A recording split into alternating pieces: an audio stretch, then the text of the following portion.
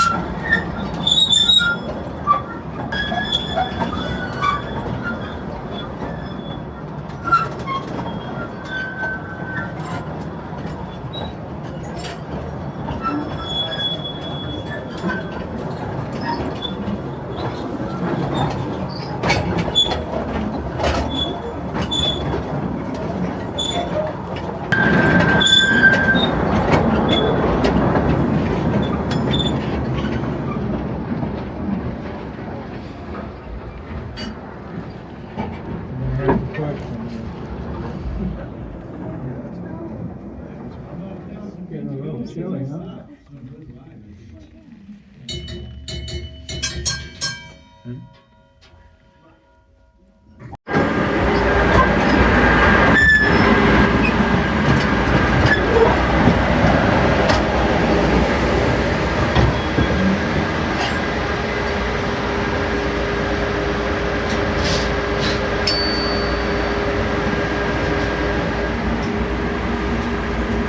Down here. You can go ahead and get off on your left.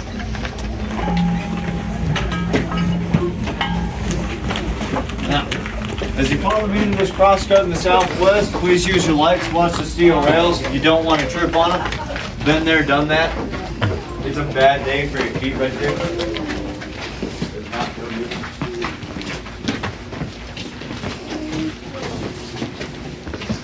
Now, we've got a rather large group. What we'll do is form a little semicircle in here. Get your wrap around just on the edge of the war car right there. And I'll go down that far, folks. You just hug the edge of the war car right there. And you will be shoulder to shoulder in here along the limestone. Y'all gonna be buddy in here. That's okay, right? You don't bite, do you? Not unless you ask me to. I like that one, hey, buddy. I haven't heard that one before. I got the shadow there. If you want some water, it might help a little bit. Yeah. Squeeze on in here, buddy. I'm absolutely not kidding. You're gonna be shoulder to shoulder in here. Yep, you're all gonna be best friends. And by the end of this hour, y'all gonna be best friends right there. Now, I squeeze two of you between the motor and the war car. You can also wrap around the edge of the motor right there. Now, welcome into the Southwest line, folks. As soon as you got off man cars, you walked in here, you entered a different line. Now, the first thing I'll talk about is this little jewel right behind me.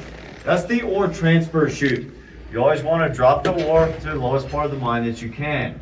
Makes it more cost effective to get it out. And this is the real deal. Behind that iron trap door, 12 feet back there, recessed on an incline, is the ore pocket, a tunnel that's 20 feet across. It's going 15 feet back and straight up above our heads, over 200 feet. It's pretty exciting, isn't it, little one? Now, it's connecting to some of the levels above us.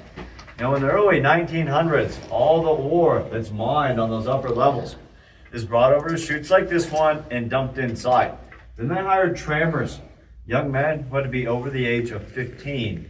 They would center the empty car underneath the chute door, fill it 3/4 full, then physically push 2,500 pounds out of here until they saw the daylight. 10 hours a day, 6 days a week. One man, one car for 25 cents an hour. Now, for all the kiddos in the group, you guys better behave. Your parents just found you a new job right there. Now, that was very labor intensive, also too slow. The mining company needed to increase production. So they moved away from man haulage and moved to mule haulage. They brought mules underground. They lived down here for 5 years. Now the mules were treated very well. Got fed the best food and water money could buy. They had full-time veterinarians to help take care of them, check on them at least once a day. And each mule had their own personal stall or stable. They were trained on the surface to pull 4 of these cars at one time, fully loaded. This is what they got used to. The sound of the slack in the chain for each car hooking up. Mule would hear it 4 times. No, it has 4 cars. Automatically start pulling. Now, the same time the mules were here, that's when the bonus system was introduced. More ore exits the mine. Well, more money enters your pocket. So the miners would try to pull a fast one. Hook the mule up with 5 cars because he can't count, right? Oh, on the contrary, yes, he can. You're not going to make a rear end out of the mule. We'll go talk to HR in the sunshine. If a mule heard this a 5th time, he'd stop dead in his tracks, sit down on his butt in the middle of those rails, would not move until you unhook the 5th car. They were considered the first organized union underground. Now, after that 5-year time frame, the mule starts to struggle underground. Its eyesight gets very weak. It's adjusted to the darkness of the mine and the light of candles or carbide lamps. So the vet will come down, notice the mule is struggling. Put a blindfold on the mule, herd him outside into a large darked out barn. And over a month, rehabilitate the mule to sunlight. After a month, the mule is sound, good to go, ready to come back underground. Never did though. It was donated to local farmers, ranchers, and the townsfolk of Bisbee. Whoever needed a mule. Phelps Dodge figured 5 years was enough. The mule's 401k system was donation. Now, first mules came underground in Bisbee around 1907. The last ones left the mines in 1931. During that time, they made the transition to trains and trolleys. 1925, the Manchi motor comes out. That's that little motor that I used to pull you in here. Powered by a 40-volt battery, hauls 10 to 12 of these out of here at one time. That helped out, still wasn't enough. They needed to use trolley motors. Notice that bare copper wire hanging out up there. That's where the motor got its power. And we have a trolley outside along the fence. 46 is on the front. It's got a wooden arm on it, comes up, and a steel bearing wheel at the top that rides along that bare copper wire. Now when that was live, that is, whoa. Well, yeah, a little bit of loose stuff up there, well, right there. Now, when this was live, that is 240 volts direct current. You accidentally touch that, oh, you never want to touch it again. One of our tour guides, Steve, he knows that very well. He worked in the Campbell shaft, the deepest shaft here in Bisbee. Goes straight down 3,400 feet. He worked on the 3,100 level for 9 years. One day, he's walking back to his stope with a drill steel slung over his shoulder. Yeah, you know where this is going right here. Another miner yelled at him down the drift. Hey, Steve. He turned around. His drill steel hit that. Snap of a finger, face first in the mud with a mouthful of it. He equates it to getting hit by a police taser. I'm still trying to figure out how he knows about that. We'll find out eventually right there. Now, that trolley motor, it'll pull 60 to 80 tons out of here at one time. At between 20 and 25 miles an hour. That really helped out the production. And they used the trolley until 1975 when the mine shut down here. Now, this weird looking four-wheeled bicycle. Didn't think you'd see a metal bike on a mine tour, did you? Here it is, this little jewel in all of its glory. Now, oh, even better than a Schwinn, custom built right there. Now, 1961, talk about that banana seat right there. Now, in 61, all the shift bosses got together and asked Phelps Dodge for transportation. They thought they were walking too much. They had to walk quite a bit, 10 to 12 miles every day on one level to visit all their people twice a day. The company agreed. So, okay, fellas, we'll give you transportation. All the bosses thought, oh, great, I'm gonna get to drive a little Manchi motor around. They weren't too happy when they saw this little jewel waiting for them right there. Now, there is 0 brakes on this. Goes as fast as you can pedal it, forward or reverse. Y'all familiar with Fred Flintstone, right? Mm-hmm. That's how you stop it, drag your feet on the floor. Now, the real problem with this thing, all the miners were told, no miner is to touch the shift boss's bike. Yeah, it worked out well. About as well as telling ornery kids in Walmart going through the toy section, leave that on the shelf, don't touch that. For the parents in the group, that never works out, does it? No. Well, didn't work out for the miners either.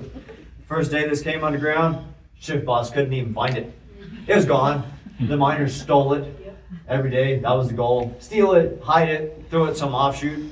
They couldn't do that. They're pretty creative.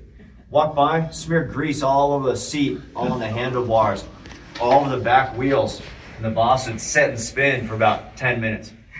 Drove the boss crazy with that little jewel right there. And folks, do you have any questions right here about this equipment or anything you've seen on the tour race? Yeah, I tightened it down as tight as it would go, little one. You just have to hold it on right there. What was the primary ore that was mined here? The primary was copper. As far as heavy metals that they did mine here in Bisbee, copper, silver, gold, lead, zinc, and magnesium. Incredibly geologically rich here in Bisbee. You can find 337 different mineral species here in Bisbee. Pretty incredible right there. Do you have to mine them with different techniques to get them out, or is it all kind of the same way? No, pretty much the same way. Yep, pretty much the same way. Why did they stop mining copper here? Price of copper in 75. Between June the 14th and June the 15th, copper dropped on the market 24 hours from $1.86 a pound to 25 cents a pound. That's what shut Bisbee down. Big driver for that, it's unfortunate, ended the Vietnam War. We don't like to admit it, war drives economy. So when the war ended, the demand for copper sunk, but the supply was still extremely elevated, caused that massive drop in price. And that's why they shut Bisbee down. Good, you tested me out, that's good. I've only been here 6 months. I'm the newest tour guide, so you gotta make sure I know what I'm talking about right You think there. there's a possibility of an increased demand for copper? Demand is increased demand, not necessarily. Because I Demand's read, very consistent right now with electric vehicles. I mean, Yeah, exactly. plumbing pipe, it's used in everything. Can't use your cell phone, your car, your television, your TV remote without copper. So it's in everything. For all the They're ladies in gonna- the group, Are probably they didn't know gonna this. start mining more here in the US? I don't know if that's true or not, but. Yeah, I haven't heard too much about that. I know in the US, Arizona is still the largest producer of copper in the lower 48. Pretty amazing right there. I know the power companies quit using copper cable, went to aluminum. Mm. It's not worth a shit, but it's cheaper. Yeah. Yeah, interesting. I didn't know that. It's interesting. So I'll have to look into that. who owns the? Freeport. Freeport. Freeport McMoran. They bought out Phelps Dodge in 2004. They're a global mining operation. They own 2 of the copper mines in Arizona, three, Baghdad, Safford, and Morenci. Now, So there's no chance this could ever get restarted? not underground. If they do start mining in Bisbee again, it'll be another open pit, like the one that's around, a half mile down the road. But there's major financial hurdles to be overcome. Freeport, just to modernize everything in Bisbee, get it ready for mining. $800 million to $1 billion in startup. And there's another problem right below the tour building. Highway 80's in the way. They'd have to reroute that 1.5-mile stretch of highway 8.5 miles to the mountains. So is it possible they can start mining here in Bisbee? Yes. But are they currently looking at it? No. We see Bisbee as their private savings account. Good questions right there, folks. That's what I'm talking about. More questions, the better. Keep me on my toes. Throw me off my regular tour right there. Now we're going to walk down this way, check out some pneumatic rock drills. And these steel doors you're going to pass through, they're fire doors. They were installed in 1917. The date's still stamped on them right there. Been down here for 108 years. It's pretty cool.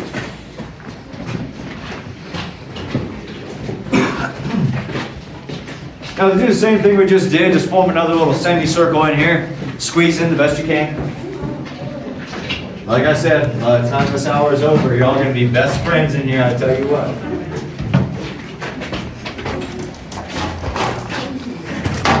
All down here today, too. My hand's going to freeze off by the time this day's over.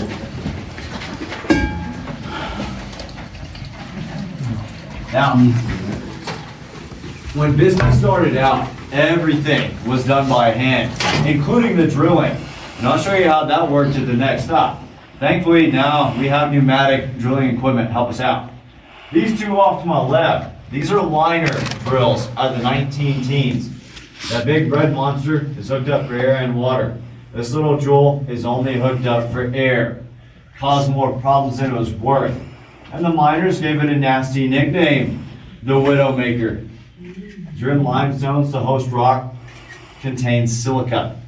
This air-only drill kicks up all the dust and the silica particles.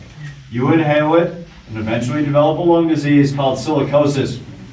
It was killing young men by the time they hit 40, hence the name Widowmaker right there. Then about a year later, moved to that big monster. It's got a water channel through the shaft and it's hollow into the steel. Water shoots out the end of the vent, soaks the rock down. Less dust, no more silicosis issues. The miners still didn't like that thing. It's a 2-man operation to run it. Very cumbersome. The drill, without the stand, weighs 285 pounds. With either of these machines, it'll take you almost a full shift to drill out your round. 28 to 30 holes, all drilled 7 foot deep. Then in 1956, the Cadillac of underground drills came out. This little jewel right here. This machine revolutionized the mining underground here in Bisbee. It's called a Gardner Denver 63, or a jackleg, it's his nickname. From the air cylinder, runs all the way down that leg. It'll push this machine in as it's drilling with 110 pounds of air pressure. Now, it's had a water hookup also, no dust or silicosis problems. This machine rotates 3 times faster than those. Hammers as it rotates. And with the foot digging into the ground, pushing this machine in, It'll drill 7 feet into the limestone in 7 to 10 minutes. It's incredibly fast. Now, when you operate this thing, you always stand to the side of it. Foot over that crow's foot. That throttle there controls air to the leg. That's your drill throttle. That is high gear. You're giving it all it's got. Now with this machine, there's one thing you never, ever did with it. It was a very quick learning experience, if you ever did. Never did this right here. Kind of self-explanatory. If that foot dislocates from the ground, it does extend out before it goes out, kicks all the way up, then it goes out. Take it one time, the drill sends you flying up like Michael Jordan going for a slam dunk. And lose your hard hat like I just did, rookie mistake right there. In a split second, that machine will rearrange your voice and personality. You'll stay out there for several hours where you just work. You'll never do that again. Now, full shift, drill out the round with those. This machine will do the same job in 2.5 to 3 hours. Like I said, these jackleg drills revolutionized the mining underground here in Bisbee. These jackleg drills are so efficient, they still manufacture them and use them in mining to this day. Pretty amazing right there. Folks, questions on these? No? All right. We're going to walk down here, and I'm going to teach you how to blow stuff up underground. So let's go talk about the fun stuff right here. Now don't freak out, there's no live dynamite down here, don't freak out. It's not even real fuses, it's electrical wire, so you know, it's all for show right there. Now folks, it is very difficult for 32 of you to squeeze in here, and I'll take a look at this. We'll do the best we can. A little bit shorter, come out front. A little bit taller, just try to stick to the back.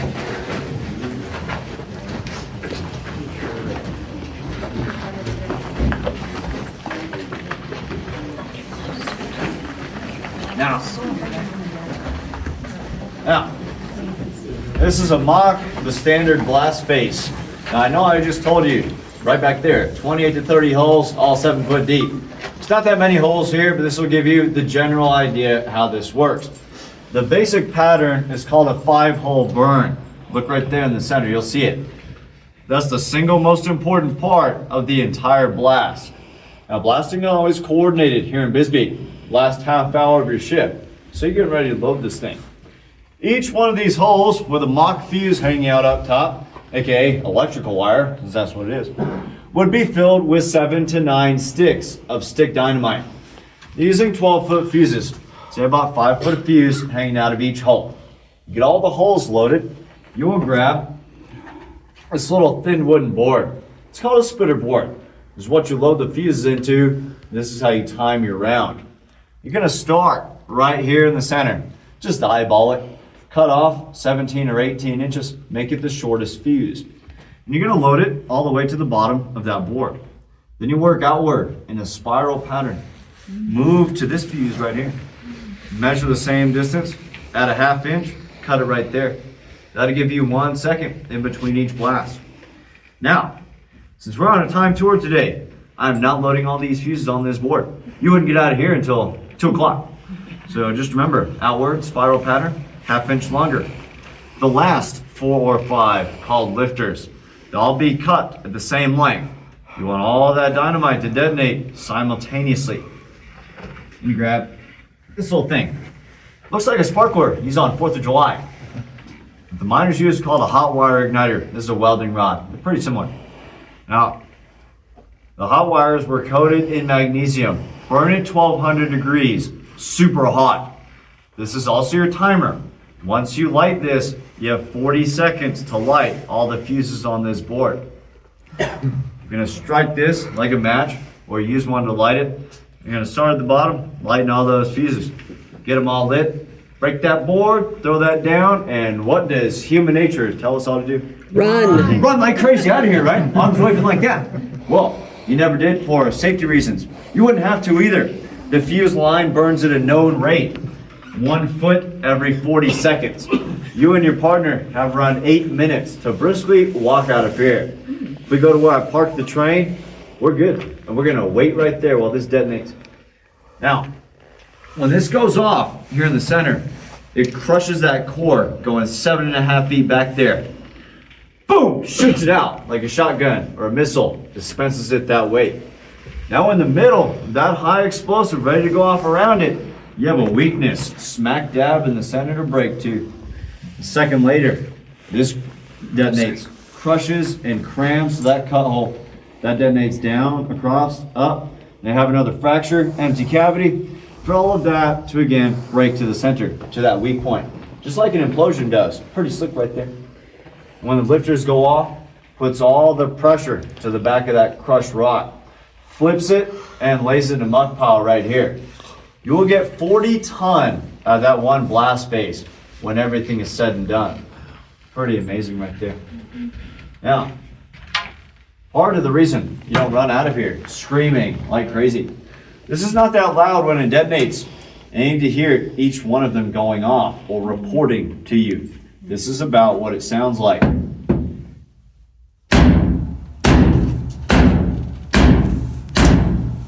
Not as loud as you think it'd be.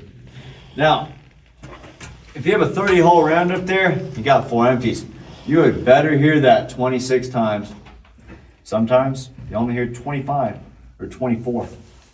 Uh-oh. Missed holes. Some of the high explosives didn't go off. So when you and your partner go back to the station to catch the cage, the underground elevator, like that one right there, you'll find a chalkboard next to the cage. You write your stope number, your crosscut, or your raise. How many missed holes you had. When the next crew comes down, they do the fun job. Look for the live stick of dynamite with a blasting cap and fuse still attached to it. Look for the fuse that didn't melt all the way through. Very carefully remove it with the blasting cap, then use high pressure water hose and flush all the high explosive out of the hole. Then it's safe to work again. No hazard pay for that either. That's just a part of the job. Now, questions on that right there? No? Are the people who do the blowing up different than Nope. the other miners? No, they all do this. Nope, same two group of miners. So it'd be a little easier if we went to the stope first, but I'll explain this the best I can.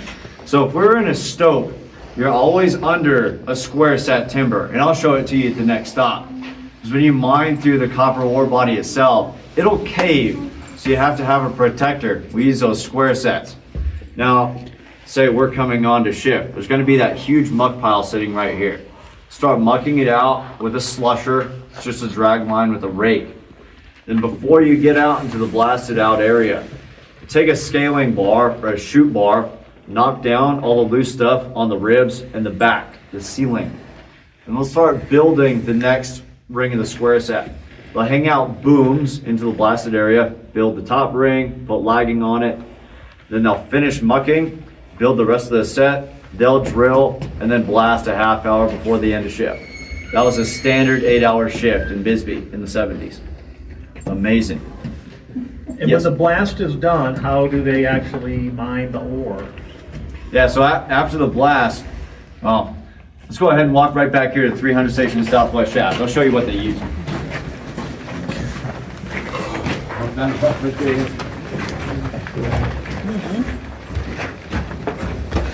Doing good, buddy. What's down on the ground doing what I like Now, welcome to the 300 Station of Southwest Shaft. Now, I'll show you the mucking machine right here real quick. Now this machine, this is called the slusher, the drag line. If you're in a stope, opposite the ore body, you'll mount this machine. After you blast, you'll hook up the block and tackle and this drag line. And it just drags the rake across the ore and drops it down the ore pocket to a transfer chute. Now if you're dropping a crosscut or horizontal tunnel, you don't have a transfer chute to use. So you use this little machine right here. It's called a Finley. It's an air-powered front-end loader. Stands on the side, it operates on the rail, front and back. And this controls the front-end loader bucket. They'll fill the bucket, it flips all the way back and fills that 1-ton H car.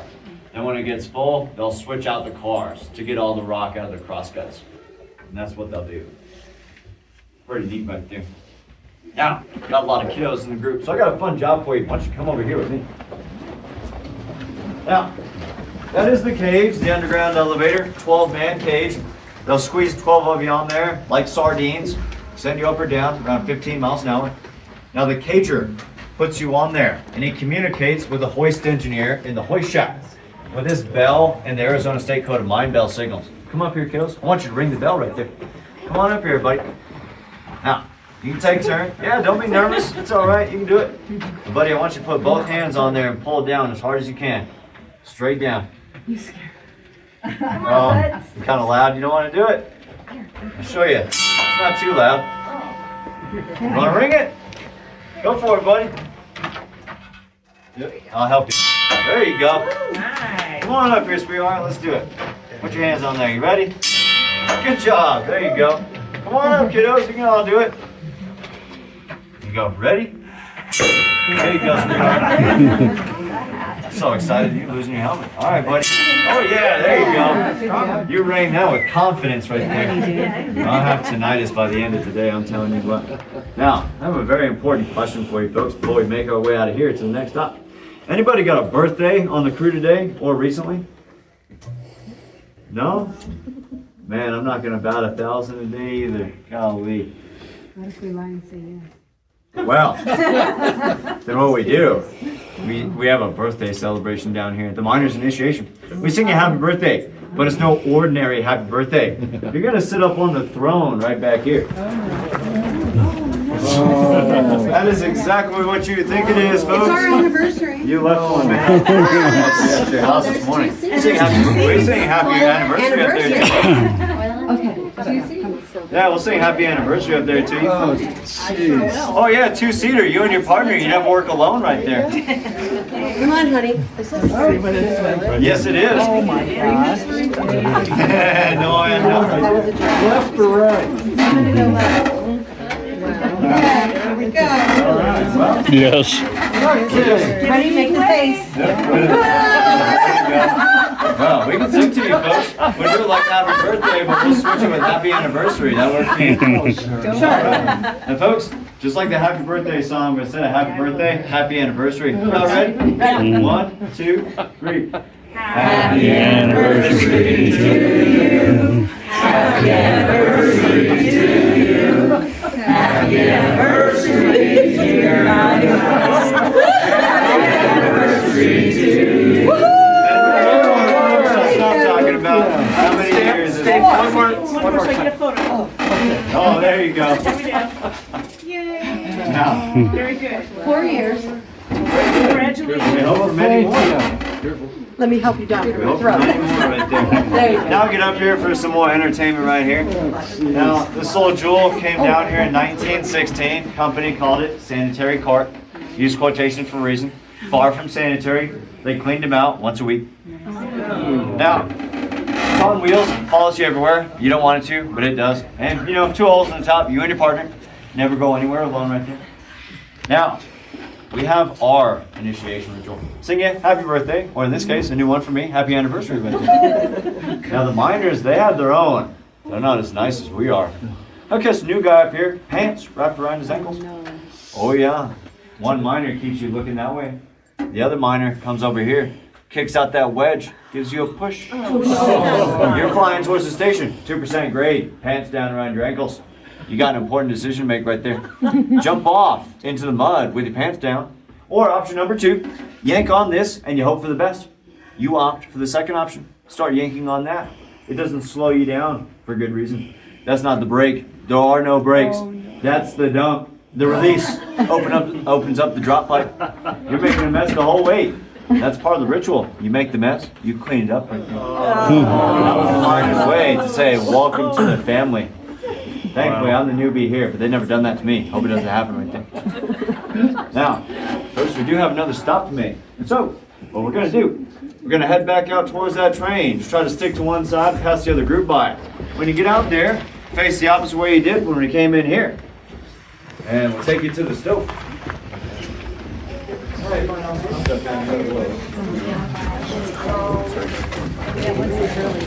Yeah, well.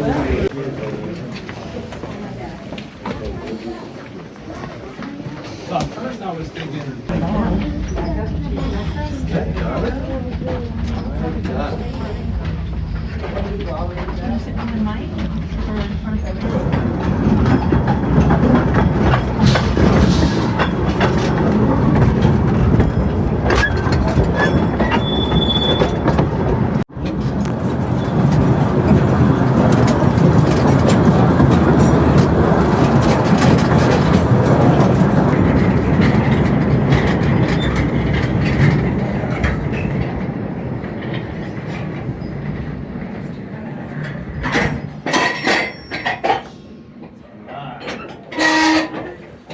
we're gonna get off on this side, head up 36 steps with handrails.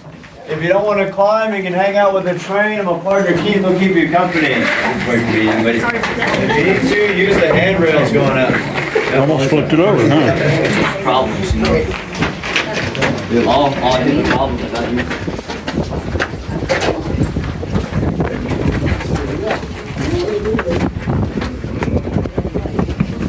Go down there and get you.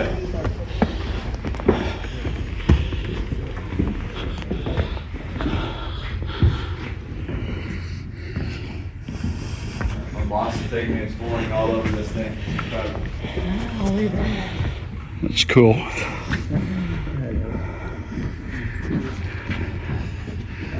This is my favorite part of the tour. It never gets old coming up here. See something new every time I come up here.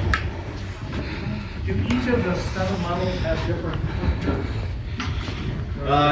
The temperature's pretty close, pretty consistent in the Queen. Now, when most of this line is operating is between 45 and 50 degrees year round. And of course, the deeper you go underground, the hotter it gets.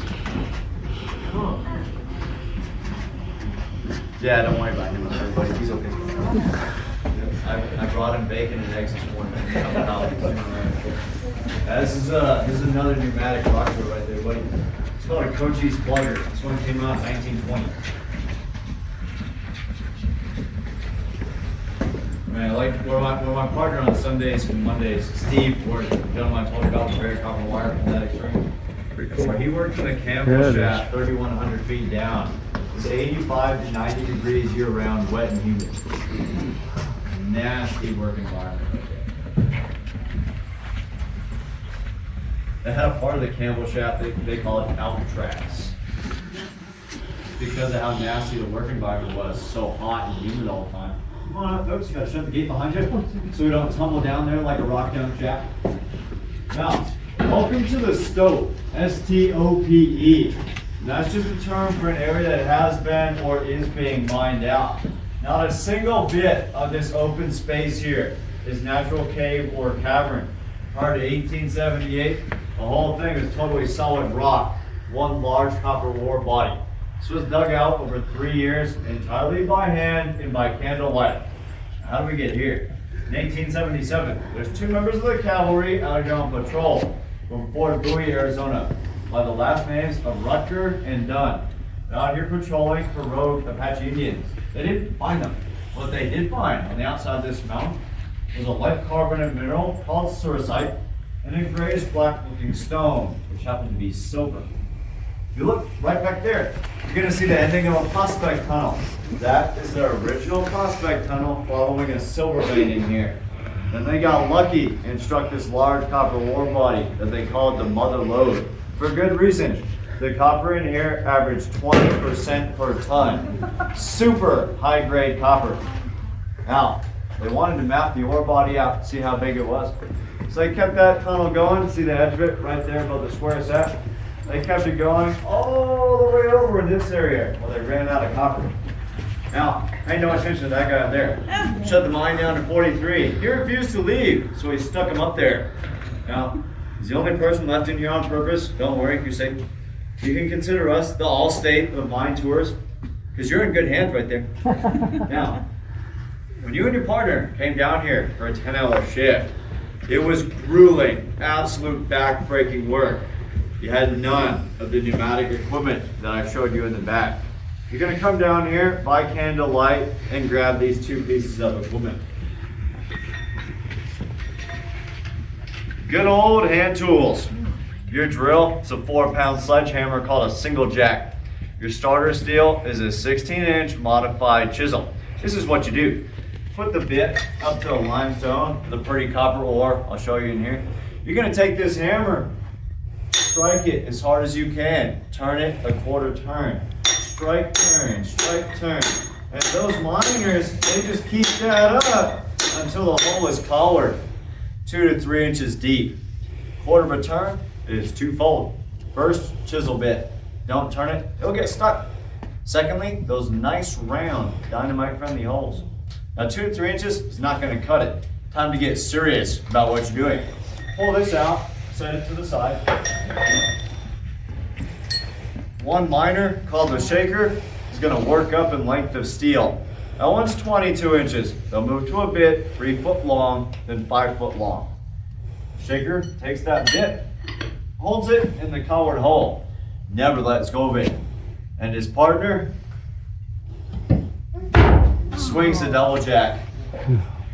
12-pound hammer all day long. I'll do a hands-on demonstration. Young lady, you want to hold that bit for me right there? But I will. Oh, no. Wow. You got a lot of faith in me right there. I appreciate that right there. I'm totally kidding. We're not doing that. Remember that waiver form on the surface, folks? Yeah, that right there is not what it's for.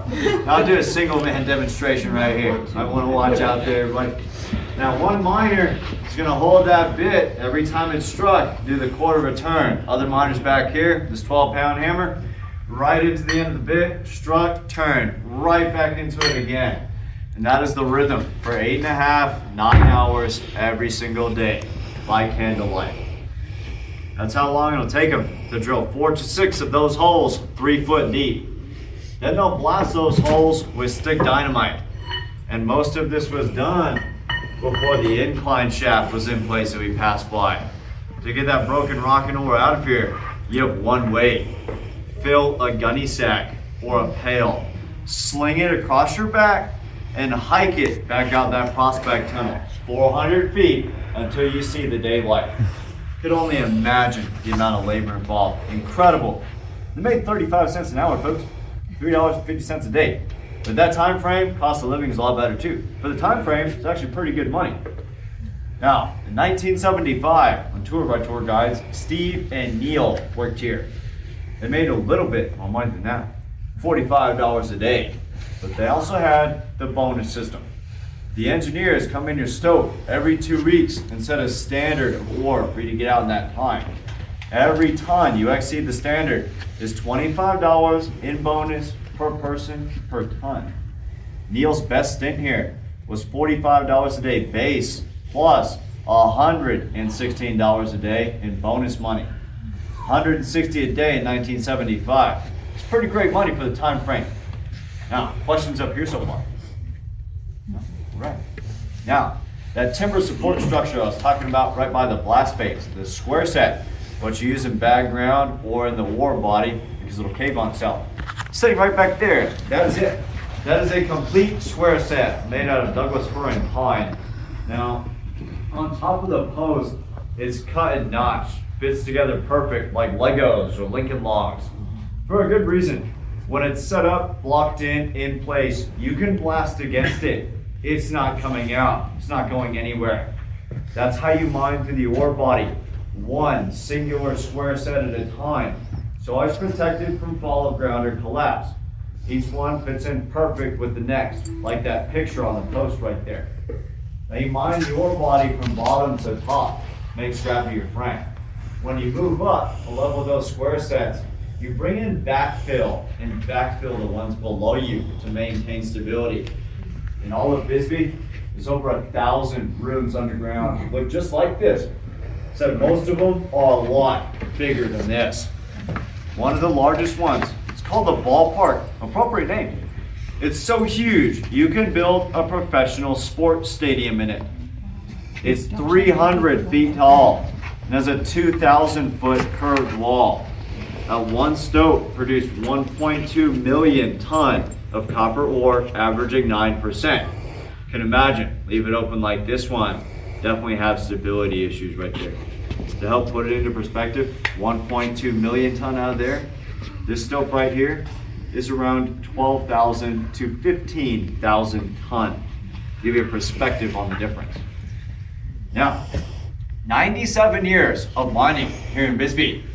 The mines produced a little over 8 billion pounds of refined copper, 80 million ounces of silver, right at 3 million ounces of gold. And that's not counting the lead, zinc, or magnesium mined here. One point in time, the mines here in Bisbee were deemed the richest for minerals in the entire United States. And at one point in time, we provided almost 30% of the copper used nationwide. Pretty amazing right there. Now, we'll also take a look at some copper minerals that are still in place here. might have seen some pretty green rock looking around. Like that stuff right above your head. That is a copper carbonate mineral, and it's called malachite. Super high grade copper up there. And if you drop down to this little pocket right there, more of that pretty green in the center, more malachite. The white circle that goes around it contains lead and zinc. You drop down to that rust colored stuff, it's an iron oxide mineral called hematite. Micro flakes of gold run with hematite. And that's where we got a lot of our gold from here in Bisbee. Is that stuff right there? Pretty amazing. Now, any questions, folks? Wait, for the output of the mine, Yes. was that smelted or refined locally? Or was that? In the early days of Bisbee, yes. They used to have 3 or 4 small, very small copper smelters in the area. After the turn of the century, they built a smelter in Douglas, Arizona. Everything was taken 25 miles away by rail to Douglas. It was all smelted there, then sent to El Paso, Texas to be refined. Pretty amazing. So the miners, how many calories a day do they burn? Oh, calories a day, I couldn't tell you right there. And what do they do about food? They bring the lunch down with them. Yep. One of the more common lunches, especially in the early days of Bisbee, a lot of miners came over from England. Cornish pasties. It's very, very common. Were they provided housing here? Phelps Dodge did have rental houses. They made them incredibly affordable for the miners. Any other questions right here, folks? All right, Keith, we'll come down there in a second. Now, make this fast. Yeah, that's the warning that the other train's getting ready to come up here. Now, I'll show you this quick. Give you an appreciation for copper minerals before they come out of the ground. This is out of my personal rock and mineral collection at home. This is azurite and malachite. And I'll walk this around so everybody can see it. That is how pretty copper minerals can get when they come out of the ground. Give you an appreciation for the copper that's in your cell phone or your car right there. Pretty neat. It's pretty cool. It's totally natural out of the ground. Yep, totally natural. Bought that little jewel at the Tucson Gem and Mineral Show right there. Yep. That is from Sonora, Mexico, the Milpias mine. Pretty neat. Azurite and malachite. Yep. Yep, you came underground with the rock hound today, folks. Yep. I got a room full of rocks. And some nicer than that, too.